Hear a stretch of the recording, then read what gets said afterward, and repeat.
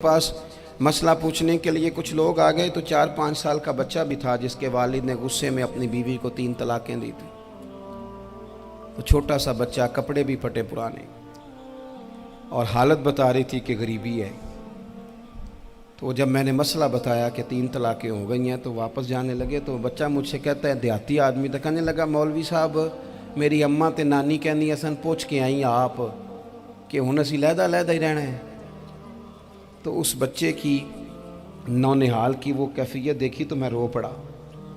मैंने कहा यार ये बच्चा बेचारा माँ बाप के होते हुए ये यतीमों जैसी ज़िंदगी गुजारेगा क्योंकि बाप ने तलाक दे दी। किस तरह मसाइल नहीं बताए लोगों को, तालीम से आगाही नहीं किया। और इसमें बहुत बड़ा जुल्म है उन लोगों का भी जो जनाजे पे खड़े होके तो कह देते हैं, मेरी तरह के लोग, अच्छे उलमा की बात नहीं करता, वो कह देते हैं देखो जिन लोगों को जनाजा नहीं आता, भैया आपने किस दिन इशा के बाद क्लास लगाई थी जनाजा सिखाने की? ये तो आपने कह दिया लोगों को कुरान जी ठीक नहीं आता। तो यहाँ तो बेचारी बीबियाँ जिनको सही पढ़ना नहीं आता वो मिशन बना लेती हैं कि मैंने इतने 100 को कुरान पाक पढ़ाना है, बेवा हो गई हूँ, तलाक याफ्ता हो गई हूँ, सारी ज़िंदगी कुरान पढ़ाऊँगी। हम क्यों ये मिशन नहीं बनाते, क्यों इस तरफ सफ़र नहीं करते?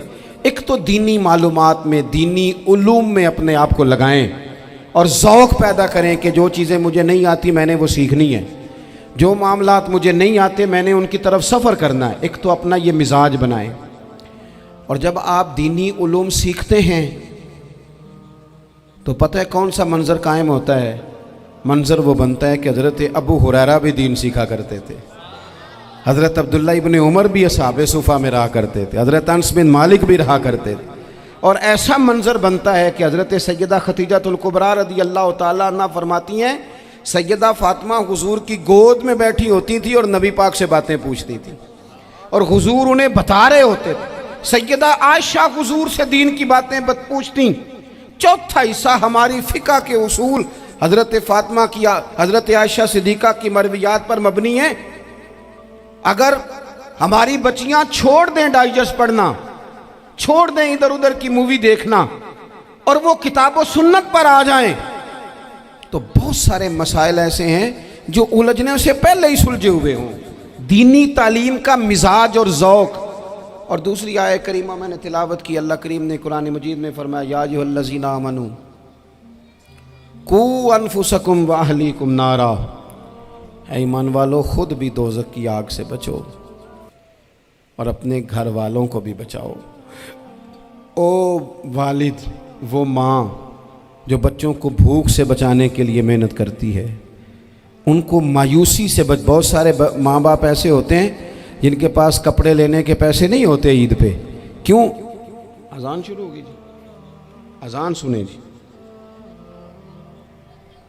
अजीज़ भाई, जिस तरह हम अपने बच्चों को देखें, बहुत सारे माँ बाप के पास गुंजाइश नहीं होती, लेकिन इस नीयत से कि बच्चों के दिल टूट जाएंगे, ईद पे कैसे गुजारा करेंगे, मुश्किल से भी कपड़े ख़रीद के देते। इस तरह हम अपने बच्चों को भूख से, प्यास से, मायूसी से बचाते हैं।